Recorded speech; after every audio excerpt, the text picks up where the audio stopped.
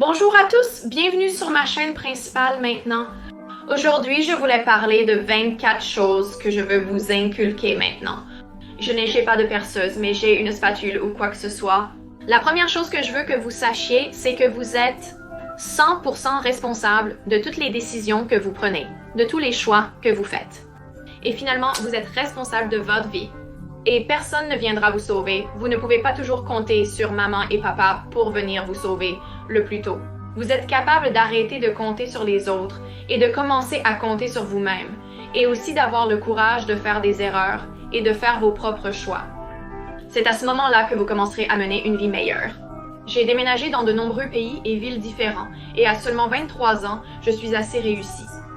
C'est parce que j'ai toujours parié sur moi-même et n'ai jamais compté sur les autres. J'ai toujours eu une volonté très forte.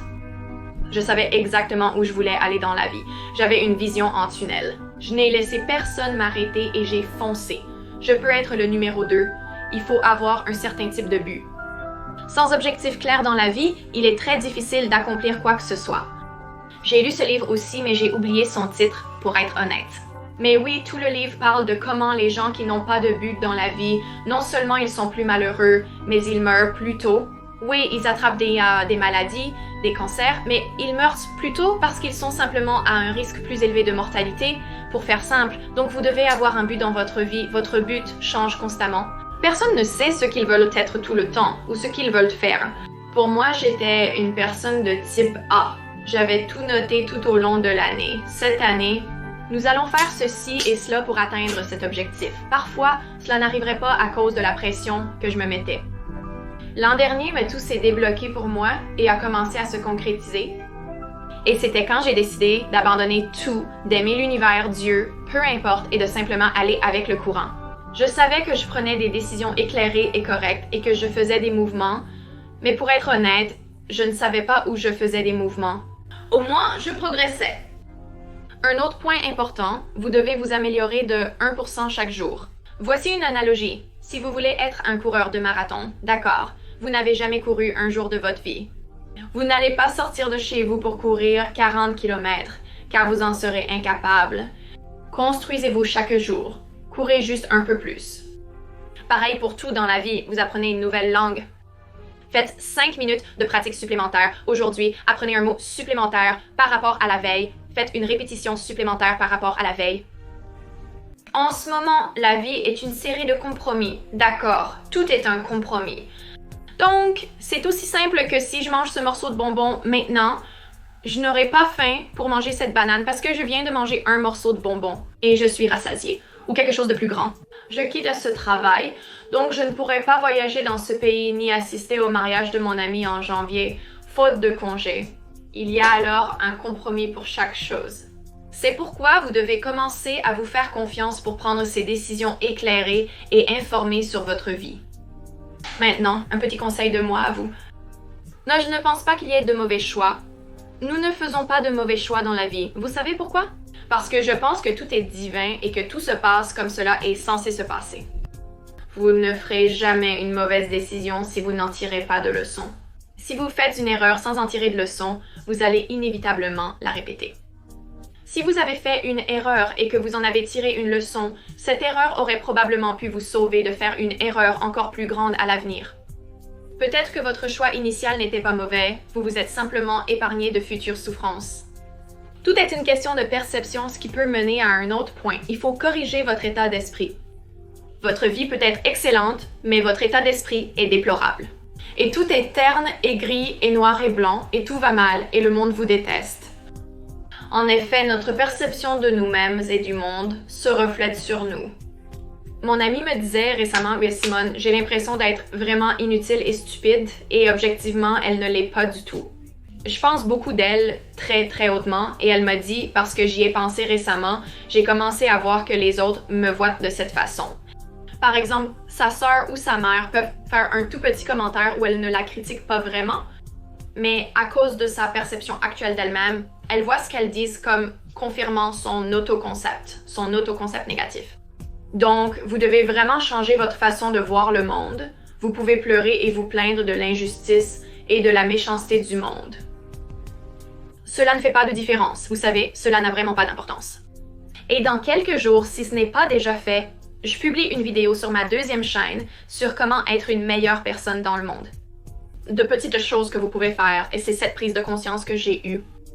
Où souvent, nous nous sentons coupables pour des privilèges ou pour certaines choses que nous avons et que les autres n'ont pas. Nous nous attardons sur cette culpabilité car cela nous fait nous sentir plus vertueux. Parce qu'au moins, nous ressentons de la culpabilité pour notre privilège, contrairement à Sally. Eh bien, je dois vraiment bien faire, mais si vous ne faites rien avec, êtes-vous vraiment une si bonne personne? Soyez le changement que vous voulez voir dans le monde. C'est une prise de conscience que j'ai eue, ça sera bientôt sur la deuxième chaîne. Oui, vous devez apprendre à croire la vérité sur les choses. C'est un peu comme arrêter d'enjoliver les choses. Les filles en étaient très coupables. Nous dirons à notre ami, oh, genre, il ne m'a pas répondu, il m'a ignoré. Puis il revient 5 mois plus tard et ton ami dira, oh mon Dieu, Gabriel. Il pense constamment à toi et t'a toujours gardé dans ses pensées. Il a finalement choisi de revenir. Cet homme ne se soucie pas de toi. Tu es une option. Tu es littéralement une option. C'est pour ça qu'il est revenu. Tu as raison, ce n'est pas mon rôle de maintenir l'intérêt de quelqu'un. A, B, si quelqu'un ne voit pas ta valeur, ça n'a pas d'importance, vraiment pas. Ce n'est pas un reflet de toi-même, car voici une analogie que je vais te donner. Et nous en avons parlé dans Triple S ce mois-ci parce que c'était le mois des rencontres.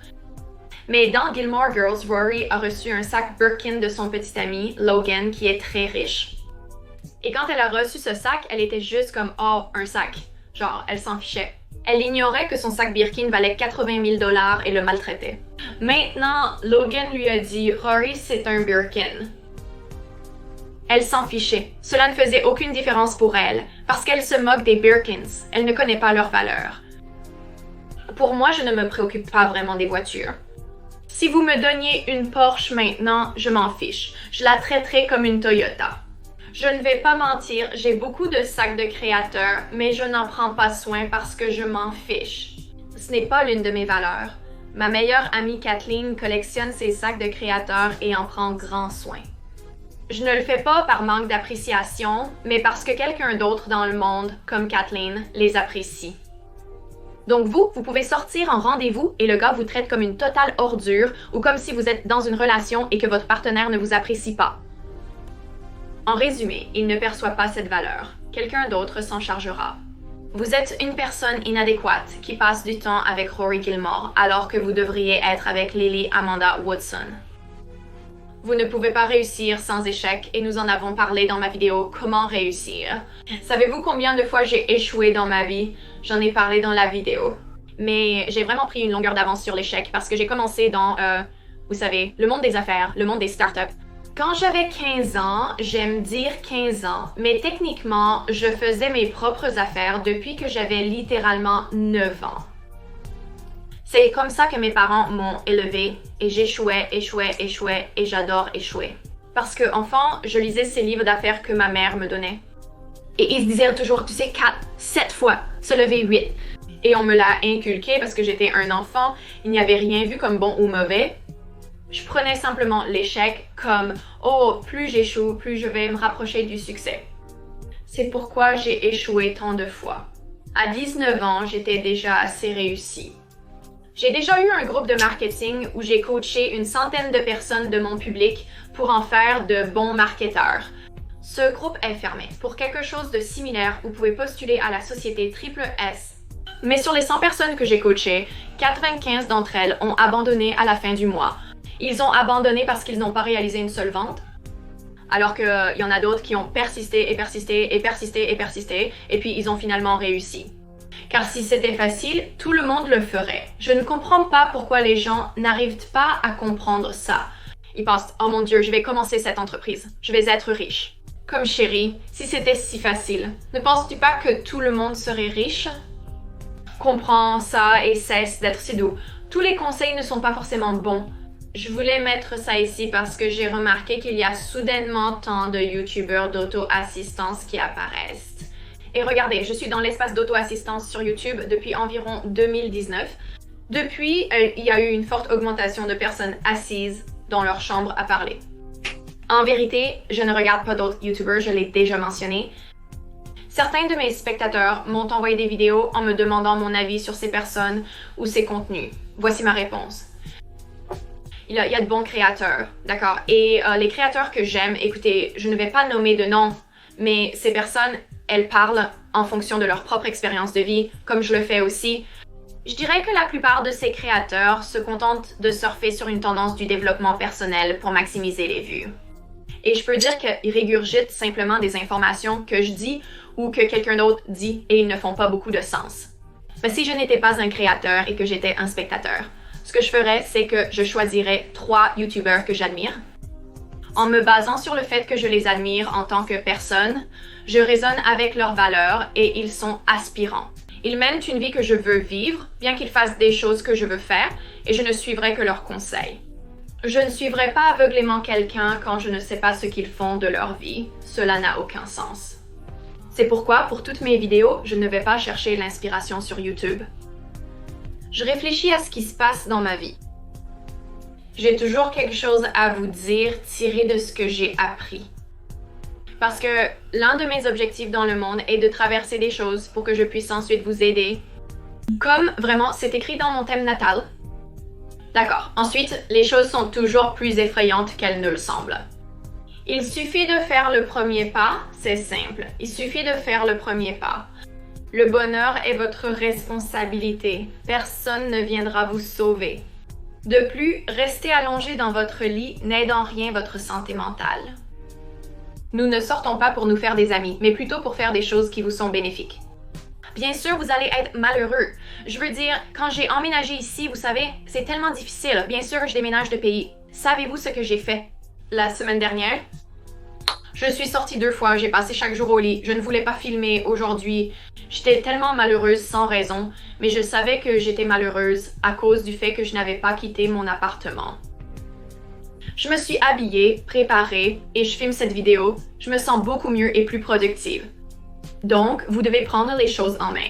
Si vous vous retrouvez à encourager votre tristesse en écoutant de la musique triste, est-ce vraiment genre bénéfique pour vous? Est-ce vraiment optimal? Pensez-y ensuite. Parfois, vous devez être faux et vous conformer aux normes sociales. Comme je l'ai dit dans mes vidéos, il faut savoir être sélectivement faux. Par exemple, en entretien d'embauche, il faudra flatter l'intervieweur. Vous devrez peut-être modifier votre personnalité et jouer un rôle différent de vous-même.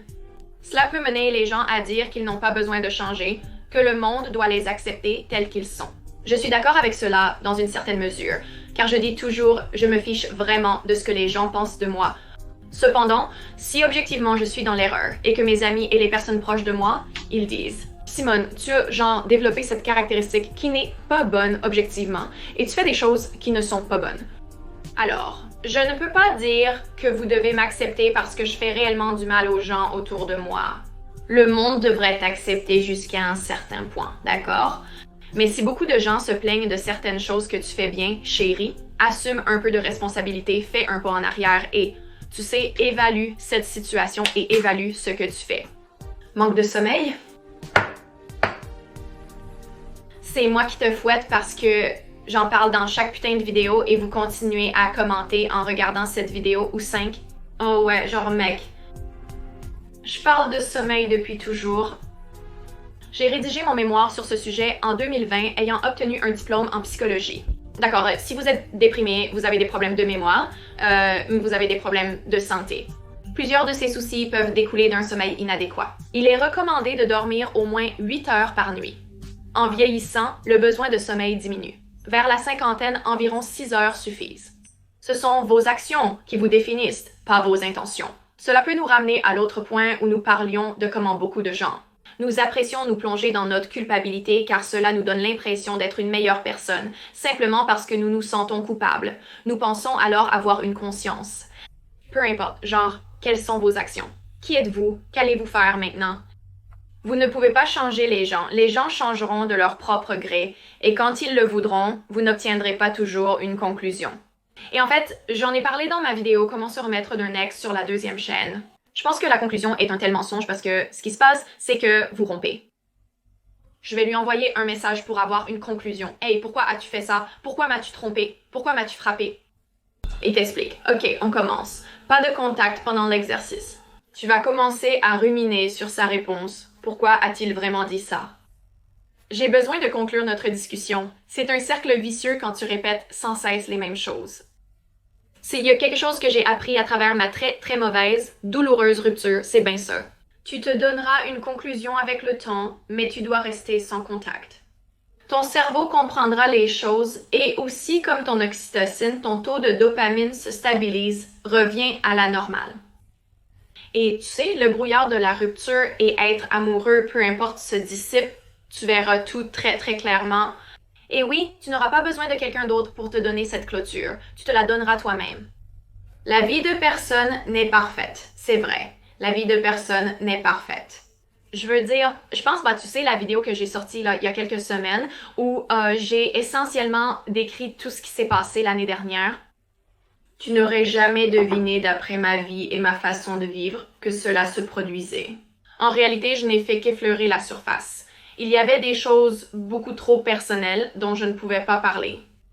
Comme je l'ai dit, tu dois genre putain de te ressaisir et passer à autre chose. C'est ma devise, on s'en fout, on s'éclate. C'est ma devise cette année et se ressaisir comme on avance. Bien, je vais passer à autre chose sans m'attarder. Si tu as des doutes que quelqu'un ne t'aime pas, qu'il n'est pas intéressé par toi romantiquement, il ne t'aime pas. Parce que si quelqu'un t'aime, il va le faire savoir. Ah, il est juste occupé, il ne t'aime pas. Si tu veux avancer, les compétences relationnelles et la psychologie sont finalement la chose la plus importante que tu peux apprendre. Merci d'avoir regardé cette vidéo. Si vous souhaitez rejoindre la société Triple S, postulez dès maintenant. Nous accueillons de nouveaux membres le mois prochain. Les gens adorent et nous constatons beaucoup d'améliorations et de croissance chez nos membres. Et le mois prochain est le mois des affaires et mon partenaire Alex, président-directeur général trillionnaire, va coacher beaucoup d'entre vous le mois prochain et faire les cours. Alors attendez-vous à cela et je vous y verrai.